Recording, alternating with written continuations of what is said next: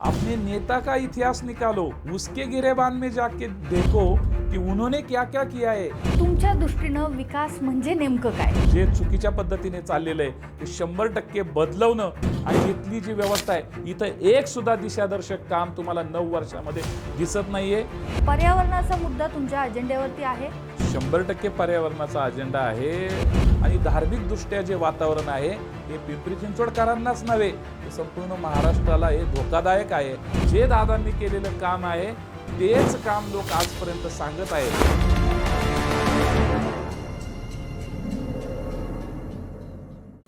2017ला महानगरपालिकेच्या निवडणुकीच्या तोंडावरती राष्ट्रवादी भ्रष्टवादी असं म्हणत भाजपनं प्रचार केला. त्यानंतर इथं सत्तांतर झालं आणि भाजपनं एक हाती सत्ता मिळवली. पण गेल्या 9 वर्षानंतर या शहरामध्ये जे काही घडलंय त्याचा लेखाजोखा राज्याचे उपमुख्यमंत्री अजित पवार यांनी पत्रकार परिषद घेत पुराव्यानिशी सादर केला. त्यानंतर भाजपचे नेते मात्र त्या पुराव्यांवरती उत्तर देत नाही आहेत, तर अप्रत्यक्षपणे धमकी देत आहेत. हे नेमकं का होतंय? भ्रष्टाचाराचा मुद्दा या निवडणुकीमध्ये मुख्य मुद्दा का होत नाही आहे हे आपल्याला जाणून घ्यायचं आहे आसपासच्या क्षकिरण या राजकीय कार्यक्रमामध्ये. आज आपण याच विषयावरती बोलणार आहोत राष्ट्रवादी काँग्रेसचे प्रवक्ते विकास पासलकर यांच्याशी. सर, तुमचं स्वागत आहे. परवा अजित पवारांनी एक पत्रकार परिषद घेतली. जसं मी सुरुवातीला म्हटलं की 2017ला इथं एक विठ्ठल मूर्तीचा घोटाळा झाला होता. 1450 रुपयांची एक मूर्ती 3000 रुपयाला खरेदी केल्याचं दाखवलं गेलं आणि त्या भ्रष्टाचाराचा खूप मोठा गवगवा केला. इथं सत्तांतर झालं. अजित पवारांनी शुक्रवारी पुराव्यांसह सगळे भ्रष्टाचार जे आहेत ते कागदोपत्री सादर केले, पण त्याला थेट उत्तर आलं नाही. तर रवींद्र चव्हाण म्हणाले की आपण कोणासोबत बसलोय हे लक्षात घ्या, खुद के गिरेबान में झाक के देखो. चंद्रकांत पाटील म्हणाले गृहमंत्री आमचेच आहेत. बावनकुळे म्हणाले की अजित पवारांनी असं बोलायला नको होतं. नवनीत राणा आणखीन काहीतरी म्हणाल्यात. ही बगल का दिली जाते? हे काय असतं की शेवटी आपण जे सांगितला विषय की 2017ला एका छोट्याशा भ्रष्टाचाराचं प्रकरण काढून त्या मूर्तीमध्ये जे काही जो विषय झाला, खऱ्या अर्थाने जे काही झालं ते पांडुरंगाच्या साक्षीने किंवा काय जे घडलं त्याच्यातनं मतदार राजाने माननीय अजितदादांना सत्तेतनं त्या ठिकाणी जावं लागलं आणि मतदार राजांनी थोडक्यात आम्हाला नाकारलं. आम्ही ते स्वीकारलं. का स्वीकारलं? माननीय दादा अत्यंत खूप व्यथित झाले त्या कालखंडामध्ये. त्याचं कारण असं की मी ज्या पिंपरी चिंचवडकरांसाठी एवढी सेवा दिली, एवढं काम केलं, पिंपरी चिंचवडचा चेहरा मोहरा बदलला. आपल्याला आठवत असेल की पूर्वीचं 30-40 वर्षापूर्वीचं पिंपरी चिंचवड आणि आजचं बदललेलं पिंपरी चिंचवड, खऱ्या अर्थानं जे बदललं ते इथल्या प्रत्येक नागरिकाने हा विचार केला पाहिजे की अजितदादांचं विजन, अजितदादांची काम करण्याची पद्धती आणि माझ्या मतदारांसाठी मी या महाराष्ट्रातील ही महानगरपालिका आणि त्याच्या कार्यक्षेत्रामध्ये जे काम करेल ते खऱ्या अर्थाने संपूर्ण महाराष्ट्राला हेवा वाटेल असं काम उभं केलं. आणि आज त्यानंतर 9 वर्ष सत्तेच्या बाहेर आम्ही आहोत. माननीय दादांचं कुठं इथं हस्तक्षेप नाही आहे. आणि ज्या राज्यकारभार इथला स्थानिक स्वराज्य संस्थांचा ज्या नेतृत्वाकडे दिला किंवा इथले जे काय पुढारी आहेत त्यांच्याकडे दिला, या स्थानिक नेतृत्वाने 9 वर्षामध्ये काय केलं? ही पिंपरी चिंचवडची महानगरपालिका लुटून खाल्ली अक्षरशः. याच्यामध्ये टेंडरमध्ये प्रचंड भ्रष्टाचार. इथे कुठला असा विषय नाही आहे की इथल्या भ्रष्टाचारामध्ये इथले स्टँडिंग कमिटीचे चेअरमनसुद्धा सापडत आहेत आणि त्यांच्यावरती गुन्हा दाखल होतो. ही शोकांतिका आहे ह्या महानगरीची. आणि म्हणून माननीय अजितदादांनी जे काय घडलं 9 वर्षामध्ये ते जनतेसमोर प्रेसच्या माध्यमातून मांडलं. आणि मग ते मांडल्यानंतर जर राज्याच्या प्रदेशाध्यक्ष भारतीय जनता पार्टीचे रवींद्र चव्हाण साहेब दादांना अपने गिरेबान में झाक के देखो, मी रवींद्र चव्हाण साहेबांना हे बोलणं अपेक्षित नाही आहे, परंतु रवींद्र चव्हाण साहेबांनी अपने नेता का इतिहास निकालो, उसके गिरेबान में जाके देखो कि उन्होंने क्या क्या किया है, ये पिंपरी चिंचवड को कैसे लूट के खाया है. सब मिलके पूरा पिंपरी चिंचवड का जो आर्थिक विवरण था, म्हणजे जी पिंपरी चिंचवड आर्थिक सत्ता इतक्या मोठ्या प्रमाणामध्ये चांगल्या पिंपरी चिंचवडचे डिपॉझिट होते आर्थिकदृष्ट्या सक्षम असणारी पिंपरी चिंचवड आज आर्थिकदृष्ट्या अत्यंत रसातळाला गेलेली आहे. पिंपरी चिंचवड महानगरपालिकेचे डिपॉझिट्स कुठे आहेत? किती त्यावेळेच्या 4,000 कोटीपेक्षा सुद्धा जास्त आर्थिकदृष्ट्या संपन्न असणारी महानगरपालिका आज खऱ्या अर्थाने वाईट अवस्थेमध्ये आहे. आणि त्यासाठी रवींद्र चव्हाण साहेब आपण असे प्रश्न विचारताय की ज्या दादांनी जे प्रश्न तुमच्यासमोर उपस्थित केलेले आहेत त्याची उत्तरं देणं खऱ्या अर्थाने तुम्ही अपेक्षित असताना त्याच्यावरती कुठेही तुमच्याकडे उत्तर नाही आहे आणि म्हणून अशा पद्धतीने बोलताय. या ठिकाणी चंद्रकांत दादा पाटील काय सांगतात की आमच्याकडे गृह खातं आहे किंवा सत्तेमध्ये आहोत. 100% सत्तेमध्ये आहोत, परंतु आम्ही राज्य सरकारच्या नेतृत्वाबद्दल इथे कुठेही काही बोलत नाही आहे. केंद्र सरकारच्या नेतृत्वाबद्दल आमचं कुठेही ऑब्जेक्शन नाही. स्थानिक स्वराज्य संस्थांमध्ये आपलं ठरलेले मैत्रीपूर्ण लढती आहेत. ज्यांच्या हातामध्ये सत्ता दिलेली आहे, ज्या स्थानिक नेतृत्वाच्या हातामध्ये सत्ता दिली आहे, त्यांच्याकडनं जे काही चुकीचं काम घडलेलं आहे, जो भ्रष्टाचार घडलेला आहे, जो झालेला आहे, त्याच्या संदर्भामध्ये दादांनी पुराव्यांनिशी सगळं मांडलेलं असताना या ठिकाणी चंद्रशेखर बावनकुळे सुद्धा सांगतात, ते सुद्धा बोलतायत. मला असं वाटतं की महाराष्ट्राच्या या प्रमुख नेतृत्वाने या ठिकाणी खऱ्या अर्थाने आपल्या स्थानिक नेत्यांनी काय केलेलं आहे, त्यांचा इतिहास काय आहे, त्यांचा इतिहास जर या भ्रष्टाचाराचं कुरण त्यांनी निर्माण करून इथली व्यवस्था जर संपूर्ण आपल्या नातेवाईकांसाठी आणि सर्वांसाठी खुली करून ही पिंपरी चिंचवड लुटण्याचं जर काम केलं असेल तर तुम्ही उलट त्यांना जाब विचारला पाहिजे. पालकमंत्री म्हणून माननीय अजितदादांनी या सगळ्या प्रकाराचा जो पडदा आहे तो पडदा पूर्णपणे फाडलेला आहे टाराटारा. आणि इथली जी व्यवस्था आहे इथं एक सुद्धा दिशादर्शक काम तुम्हाला 9 वर्षामध्ये दिसत नाहीये. जे दादांनी केलेलं काम आहे तेच काम लोक आजपर्यंत सांगत आहेत. दुसरा एक प्रश्न असा होतो, हे सगळं अजित पवारांनी मांडलं, पण तुमचे जे काही स्थानिक नेते आहेत तुमच्या पक्षातले ते का बोलत नाही आहेत यावरती? आमच्या स्थानिक पक्षाचे नेते जे आहेत ते प्रत्येक नेता आपापल्या निवडणुकीमध्ये मशगूल आहेत किंवा ते निवडणुकीमध्ये व्यस्त आहेत आणि प्रत्येकाचं एक आशा आहे की माननीय दादांच्याच नेतृत्वाखाली दादाच या ठिकाणी या सगळ्या गोष्टींचा पर्दाफाश करतील. त्यामुळं ते त्याकडे पाहत आहेत की दादा जर मांडतायत तर आपण या ठिकाणी ते मांडण्यासाठी तेवढे सक्षमपणे मांडू का, याबद्दल त्यांच्या मनामध्ये शंका असेल कदाचित.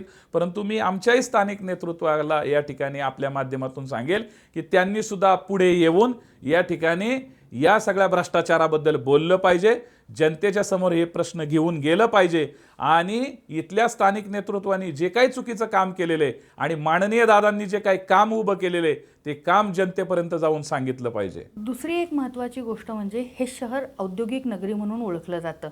सबंध महाराष्ट्रातली लोक इथं कामानिमित्तानं आलेली आहेत, पोट भरण्यासाठी आलेली आहेत. त्यामुळे इथलं वातावरण जे इथला सामाजिक सलोखा जो आहे तो या शहरामध्ये खूप चांगल्या पद्धतीने होता. पण गेल्या 9 वर्षाच्या काळामध्ये विशेषतः हे शहर जे आहे ते हिंदुत्ववादी बनवण्याचं एक कार्यक्रम सुरू आहे असं म्हटलं तर गैर ठरणार नाही.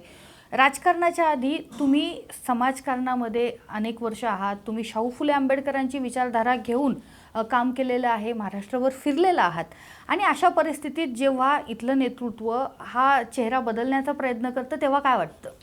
नाही, अतिशय महत्त्वाचा प्रश्न विचारलेला आहे. मी ज्यावेळेस सामाजिक चळवळीमध्ये काम करत असताना मागील 25 वर्ष या शहरामध्ये येण्याचा, या शहरातल्या सांस्कृतिक जीवनाचा मी एक साक्षीदार आहे आणि मी इथलं जीवन बघितलेलं आहे.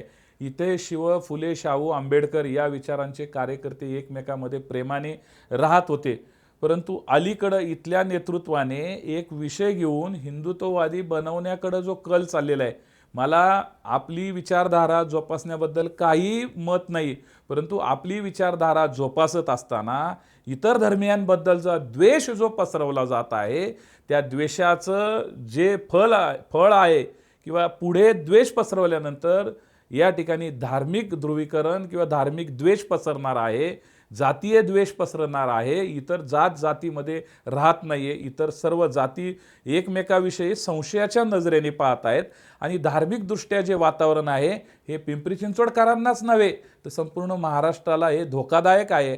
आणि म्हणून इथल्या मातीमध्ये जी बीजं खऱ्या अर्थाने छत्रपती संभाजी महाराज, शिवाजी महाराज, शिव फुले शाहू आंबेडकर ही ह्या भूमीमधली, या भूमीचं सांस्कृतिक मोठेपण काय आहे, तर पुणे शहर हे जसं रिटायरमेंट लोकांचं पेन्शनरांचं शहर म्हणून ओळखलं जातं, तसं पिंपरी चिंचवड ही उद्योगनगरी म्हणून ओळखली गेली. आणि या उद्योगनगरीमध्ये जे कोणी येतील त्याला सामावून घेणारी ही नगरी होती. परंतु त्या नगरीमध्ये आज जातीय द्वेषाचं वातावरण निर्माण झालेले, धार्मिक द्वेषाचं वातावरण निर्माण झालेले. आणि म्हणून मला असं म्हणावंसं वाटतं की एखाद्या शहराची जी विकासाची दृष्टी होती ती माननीय दादांनी पूर्ण केली, परंतु आज या शहरामध्ये आर्थिक खूप मोठ्या प्रमाणामध्ये उलाढाल होती. परंतु इथलं सांस्कृतिक धोरण, इथली सांस्कृतिक रचना, इथलं जातीय वातावरण हे अत्यंत खराब झालेलं आहे. आणि त्याला सर्वस्वी इथलं स्थानिक नेतृत्व जबाबदार आहे. या स्थानिक नेतृत्वाने किमान आपली विचारधारा निश्चितरित्या जोपासावी, परंतु सामाजिक एकोपा, सामाजिक कुठलंही वातावरण कलुषित होणार नाही, दूषित होणार नाही, याकडे लक्ष देणं हे सुद्धा गरजेचं आहे. परंतु दुर्दैवाने सांगावं लागतं की आज पिंपरी चिंचवडमध्ये ते वातावरण नाही आहे. दुसरी गोष्ट म्हणजे हे शहर जेव्हा औद्योगिक नगरी म्हणून ओळखलं गेलं तेव्हा साहजिक आहे हे शहर उभं राहिलं कामगारांच्या जीवावरती, हे शहर उभं राहिलं इथल्या लघुउद्योजकांच्या जीवावरती. पण आज इथला कामगार, आज इथला लघुउद्योजक, विशेषतः लघुउद्योजक हा देशोधडीला लागलेला आहे. त्यांच्यामध्ये एक भीतीचं वातावरण आहे. त्यांना तुम्ही आश्वस्त कसं करणार? नाही, निश्चितरित्या इथल्या छोट्या छोट्या उद्योजकांनी, इथल्या लघु उद्योजकांनी, इथल्या छोट्याशा जे काय या उद्योगनगरीमध्ये जेवढे म्हणून उद्योजक आहेत, या उद्योजकांना मी एक अत्यंत जबाबदारीने या ठिकाणी आश्वस्त करतो की या राज्याचं नेतृत्व माननीय अजितदादा पवार साहेब यांच्या नेतृत्वाखाली कुठेही कोणालाही त्रास होत नसतो. कारण दादांचं पर्टिक्युलर इतकं लक्ष असतं. उद्योग व्यवसायासाठी जेवढ्या सुविधा म्हणून देता येतील तेवढे दादा देतात. म्हणून या पिंपरी चिंचवडकरांनी, या इथल्या स्थानिक उद्योजकांनी, इथल्या छोट्या लघु उद्योजकांनी 100% आपण सर्व समाज बांधवांना एकत्र करून 100% माननीय अजितदादांच्या विचाराला ताकद द्या. राष्ट्रवादी काँग्रेसच्या पाठीमागं उभे राहा. तुमच्या केसालाही धक्का लागणार नाही, तुमच्या उद्योग व्यवसायाला सुद्धा कुठलीही अडचण येणार नाही. उलट तुम्हाला सर्व अर्थाने इथल्या ज्या काही सुविधा राज्य सरकारच्या माध्यमातून असू दे, महानगरपालिकेच्या माध्यमातून असू दे, या पालकमंत्री म्हणून या माध्यमातून असू दे, आपल्याला 100% आश्वस्त करतो की माननीय अजितदादा आपल्या प्रत्येक प्रश्नासाठी आपल्याला 100% सहकार्य करतील. आणि आपला उद्योग व्यवसाय हा जागतिक लेवलला ही नगरी गेलेलीच आहे. परंतु पुन्हा एकदा ते वैभवातले दिवस तुम्हाला आज जे काय भीतीच्या छावटाखाली आपण असाल त्या भीतीच्या सावटाखाली राहण्याचं कारण नाहीये. माननीय अजितदादा 100% आपल्या पाठीमागे उभे राहतील. तुम्ही आश्वस्त करता एक प्रकारे, पण दुसरीकडे मला एक प्रश्न विचारायचा आहे. तुमच्या दृष्टीनं विकास म्हणजे नेमकं काय? आमच्या दृष्टिकोनातनं विकास म्हणजे केवळ रस्ते, लाईट, पाणी या तर स्थानिक गरजा आहेत. या तर त्या लोकप्रतिनिधी, स्थानिक नगरसेवकांनी पूर्ण केल्याच पाहिजेत. परंतु या शहरामध्ये जेवढ्या इमारती उंच होतील म्हणून ह्या शहराचा विकास झाला असं आम्ही समजत नाही.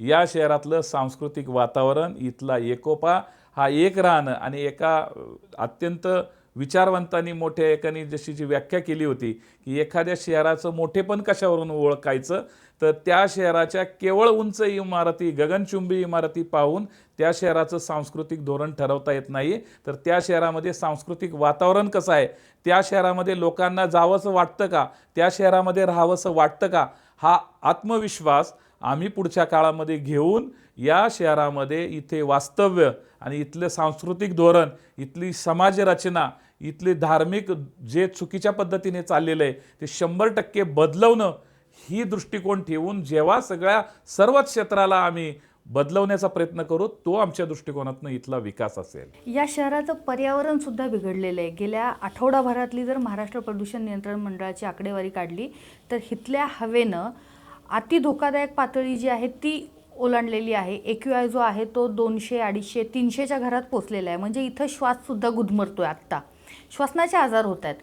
पर्यावरणाचा मुद्दा तुमच्या अजेंड्यावरती आहे? 100% पर्यावरणाचा अजेंडा आहे. आमचे राज्याचे नेतृत्व माननीय अजितदादा पवार साहेब यांनी आपण जे डेव्हलप केलेलं बारामती आहे, तर आपण त्या ठिकाणी गेल्यानंतर आज पिंपरी चिंचवडमध्ये सुद्धा जे प्लांटेशन दिसतं, जी झाडं लावलेली दिसतात किंवा जो काही तुम्हाला जे दिसतं हिरवगार पिंपरी चिंचवड, ते सुद्धा माननीय अजितदादांनी त्या कालखंडामध्ये 10-15 वर्षाची सत्ता होती, त्या कालखंडामध्ये महानगरपालिकेचे गार्डन विभागाचे अधिकारी असतील किंवा त्या क्षेत्रामध्ये काम करणारे लोक असतील, त्यांना काही स्वयंसेवी संस्था असतील, त्यांनासुद्धा आपण विचारू शकता की दादा या हवेची गुणवत्ता किंवा पर्यावरणीय रक्षण हे करण्यासाठी ते किती तत्पर आहेत किंवा किती त्या गोष्टीसाठी काळजी घेतात. याचं उदाहरण आपल्याला ज्वलंत पाहायचं असेल तर आपण बारामती जाऊन पहा. बारामतीमधल्या तिथला जो इंडेक्स आहे हवेमधल्या गुणवत्तेचा, तो देखील आपण तपासा. म्हणून परवा पुणे महानगरपालिकेमध्ये सुद्धा हाच विषय निघाला. इथली ट्रॅफिक समस्या, या सगळ्याच समस्यांमुळे इथल्या हवेचं प्रदूषणाचा जो काय इंडेक्स आहे तो अत्यंत खराब स्थितीमध्ये आहे. ते बदलवण्यासाठी सुद्धा व्यापक प्रमाणामध्ये कुठली योजना आणता येईल, कशा पद्धतीने आपल्याला हे सगळं बदलवता येईल, यासाठी सुद्धा त्यांच्याकडे रोडमॅप आहे आणि ते आम्ही आमच्या येणाऱ्या काळामध्ये ते मांडणार आहोत. 2017ला भाजपनं इथं भय आणि भ्रष्टाचार मुक्त कारभार देण्याचं वचन दिलं होतं. तुम्ही काय वचन द्याल? आता आम्ही तेच त्यांनी दिलेलं जे वचन आहे भय आणि भ्रष्टाचार मुक्त, तर त्यांनी भय वाढवलं आणि भ्रष्टाचारही वाढवला. आम्ही निश्चितरित्या लोकांना विश्वास देतो की माननीय अजितदादांच्या नेतृत्वाखाली आज महाराष्ट्र राज्यामध्ये अत्यंत चांगलं काम होत असताना या उद्योगनगरीला सुरक्षितता देण्याचं चांगलं काम करू. इथले लोक कुठल्याही भयाच्या नाही तर एकूण प्रेमाच्या आणि चांगल्या वातावरणामध्ये इथं राहतील. इथलं सांस्कृतिक शहर म्हणून याची ओळख निर्माण करण्याचा प्रयत्न निश्चितरित्या राहील आणि उद्योजकांना 100% या ठिकाणी आम्ही आश्वस्त पुन्हा एकदा करू की तुम्हाला सुरक्षित वातावरण ठेवण्याचा आमचा कायम प्रयत्न राहील आणि या शहराचा चेहरा मोहरा पुन्हा एकदा बदलून अत्यंत चांगले चांगले प्रोजेक्ट या शहरासाठी आणून खऱ्या अर्थाने वैभवाचे जे पूर्वीचे दिवस होते, भ्रष्टाचाराचे माखलेल्या या ठिकाणच्या नेतृत्वाला तुम्ही डावलण्याचं काम करू. ह्या भ्रष्टाचार मुक्त हे पिंपरी चिंचवड शहर करू आम्ही आणि या ठिकाणी चांगल्या सुविधा देण्याचा, इथल्या सर्वसामान्य नागरिकाच्या हिताची जपणूक करण्याचं काम आम्ही करू. 2017ला भाजपनं हे शहर भ्रष्टाचार मुक्त करू असं सांगितलं होतं आणि त्यानंतर 9 वर्षांनं जे काही घडलं 9 वर्षामध्ये ते इथल्या जनतेनं पाहिलेलं आहे, त्याचे चटके सोसलेले आहेत. आता मात्र निवड करताना 9 वर्षानंतर मतदानाची संधी मिळत असताना इथली जनता कोणाला पसंती देते हे आपल्याला 16 तारखेला कळेलच. तोपर्यंत वेगवेगळ्या लोकांच्या माध्यमातून या शहराचं राजकारणाच्या मागे घडणाऱ्या घडामोडी ह्या आपण जाणून घेत राहू. पाहत राहा आसपास.